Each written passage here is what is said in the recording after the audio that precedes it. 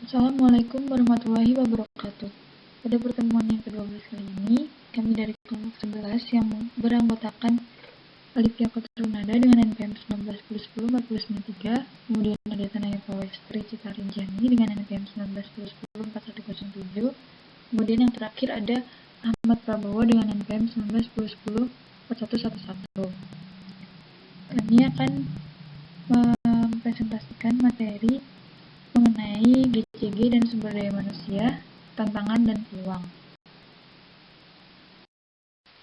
Manajemen atau pengelolaan sumber daya manusia. SDM bagi perusahaan merupakan aset yang tak ternilai harganya. Maju mundurnya perusahaan sangat bergantung pada kualitas SDM yang dimiliki. Bahkan, daya saing perusahaan juga sangat ditentukan oleh adanya SDM yang andal. Banyak perusahaan yang bangkrut dan akhirnya tutup karena kurang memperhatikan aspek SDM. Sebaliknya, banyak juga perusahaan yang berkembang pesat karena memiliki kepedulian yang tinggi terhadap peningkatan kompetensi SDM. Salah satu sistem manajemen SDM yang banyak digunakan perusahaan adalah manajemen SDM yang berbasis kompetensi atau competency-based human resource management. Faktor kunci kesuksesan dalam pengelolaan SDM yaitu masalah keteladanan dari pemimpin terhadap bawahan serta perkataan dan tindakan yang tidak munafik. Pada saat ini, Indonesia mengalami krisis keteladanan, baik di pemerintah maupun di perusahaan. Pengelolaan SDM di perusahaan perlu dilakukan evaluasi, baik secara internal maupun eksternal, untuk mengetahui kelemahan apa saja yang ada, sehingga hal tersebut dapat dilakukan perbaikan secara berkesinambungan.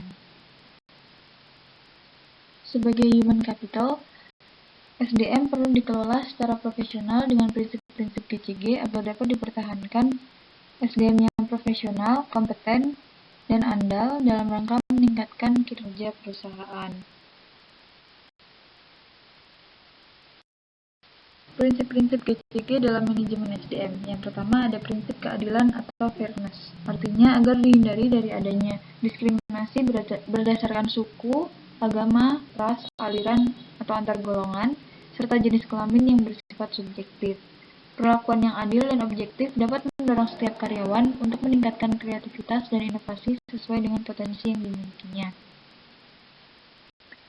Kemudian yang kedua ada prinsip keterbukaan atau transparansi. Artinya, setiap pengambilan keputusan menyangkut karyawanan dilaksanakan secara transparan. Kebijakan perusahaan terkait dengan proses promosi, demosi, dan mutasi karyawan hendaknya dijalankan sesuai dengan sistem jenjang karir yang jelas dan konsisten. Kemudian, yang ketiga yaitu ada prinsip pengungkapan atau disclosure.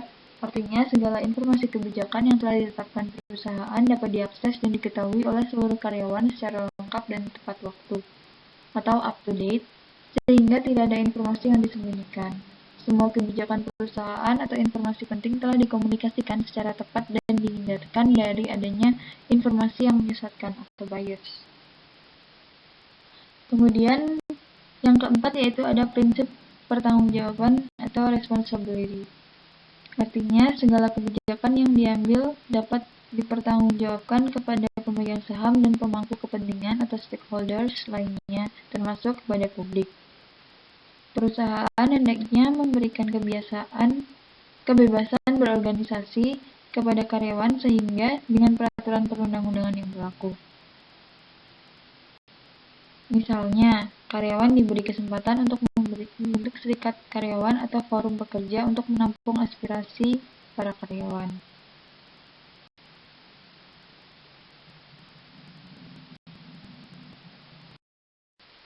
Adapun manfaat yang dapat diperoleh oleh perusahaan yang mengelola SDM berdasarkan prinsip GCG yaitu sebagai berikut. Yang pertama, suasana kerja menjadi kondusif dan tenang karena terbina sebuah hubungan yang harmonis antara sesama karyawan serta antara karyawan dengan manajemen. Kemudian, kinerja perusahaan meningkat karena karyawan lebih kreatif dan inovatif dalam bekerja sehingga dapat memberikan hasil yang terbaik bagi perusahaan. Kemudian yang ketiga yaitu terhindar dari praktik korupsi, kolusi, dan nepotisme atau disingkat dengan KKN. yang sangat merugikan perusahaan. Karena segala kebijakan atau keputusan ditetapkan secara transparan, dapat dipertanggungjawabkan dan memenuhi prinsip keadilan. Kemudian yang terakhir yaitu daya saing perusahaan akan meningkat karena memiliki karyawan yang andal dan profesional. Semakin banyak perusahaan yang menerapkan prinsip GCG dalam pengelolaan SDM, diharapkan para karyawan menjadi lebih sejahtera dan perusahaan akan semakin maju. Fakta integritas. Fakta integritas merupakan komitmen manajemen atau pimpinan dalam implementasi GCG di perusahaan. Fakta integritas berisikan komitmen atau pernyataan janji untuk melaksanakan tugas dan tanggung jawab sesuai dengan ketentuan yang berlaku. Dalam hal ini, manajemen memiliki tugas dan tanggung jawab untuk selalu bertindak jujur, dapat dipercaya dan menghindarkan diri dari konflik kepentingan, anti KKN, serta anti suap. Pemberlakuan fakta integritas ini sangat didukung oleh 3 pilar kemitraan, yaitu sebuah lembaga swadaya masyarakat atau LSM yang merupakan koalisi dari penyelenggara negara, dunia usaha, dan masyarakat madani yang concern terhadap pencegahan korupsi menuju Indonesia baru yang bersih, transparan, dan profesional.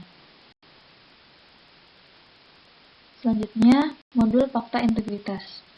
Manajemen perlu menyusun modul fakta integritas untuk memudahkan implementasi dalam aktivitas operasional sehari-hari atau day-to-day operation. Modul tersebut merupakan panduan terperinci yang berisi apa saja yang boleh dilakukan dan tidak boleh dilakukan oleh para karyawan maupun manajemen perusahaan. Modul tersebut juga mengatur tentang penghargaan yang diberikan terhadap karyawan atau pegawai yang berprestasi. Berikut sanksi yang harus dikenakan apabila terdapat pelanggaran terhadap fakta integritas.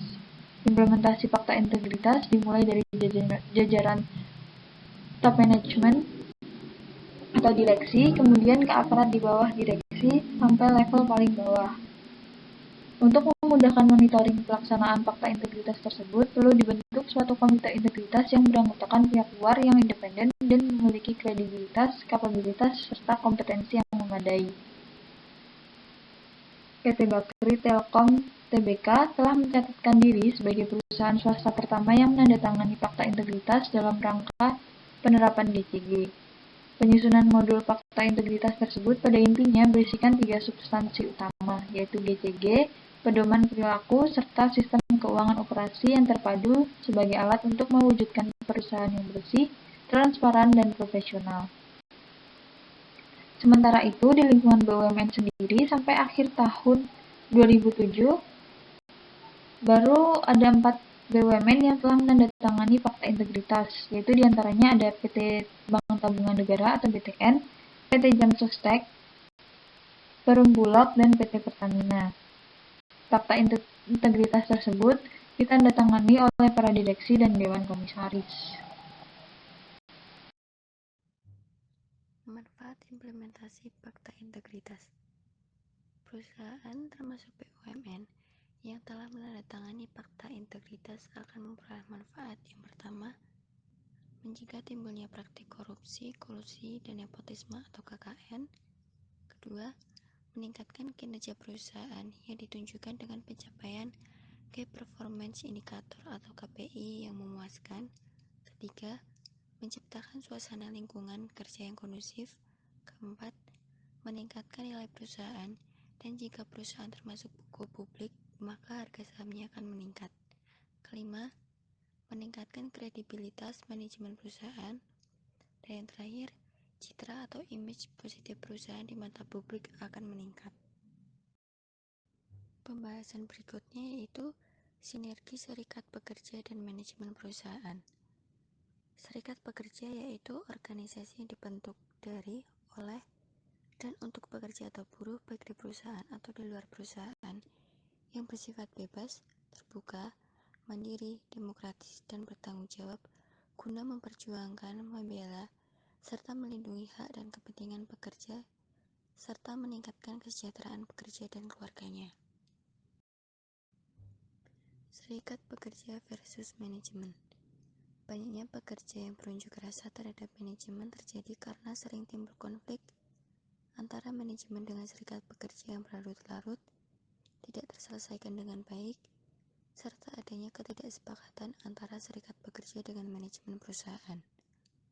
Apabila masing-masing pihak saling memaksa dan tidak mau mengambil jalan tengah dengan bermusyawarah, maka sulit untuk terjadi kesepakatan yang saling menguntungkan bagi kedua belah pihak. Perjanjian kerja bersama atau PKB yaitu perjanjian yang merupakan hasil perbandingan antara serikat pekerja yang tercatat pada instansi yang bertanggung jawab di bidang ketenagakerjaan dengan pengusaha atau beberapa pengusaha yang memuat syarat-syarat kerja, hak, dan kewajiban kedua belah pihak.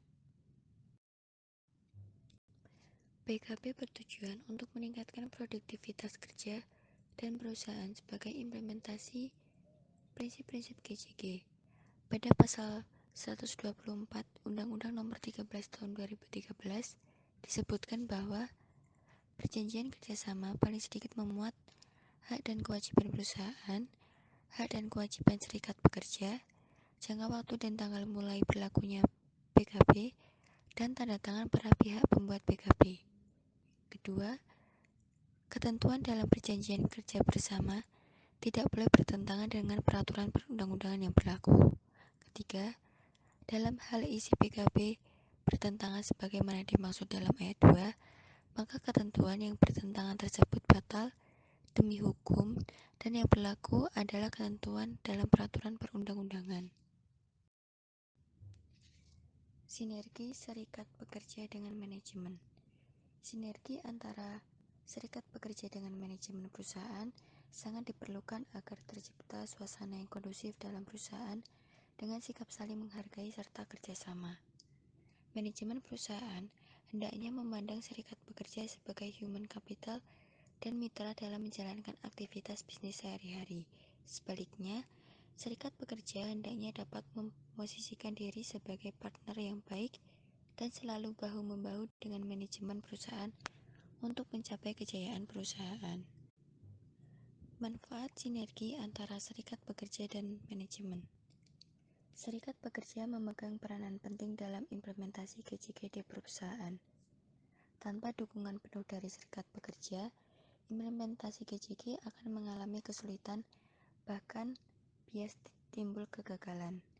Serikat pekerja dapat mendorong manajemen untuk menjalankan usahanya sesuai dengan prinsip-prinsip GCG dan etika bisnis.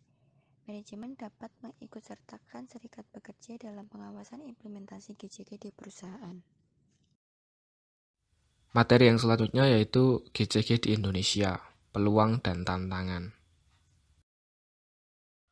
Corruption Perception Index atau CPI. CPI merupakan indeks gabungan yang mengukur persepsi korupsi secara global.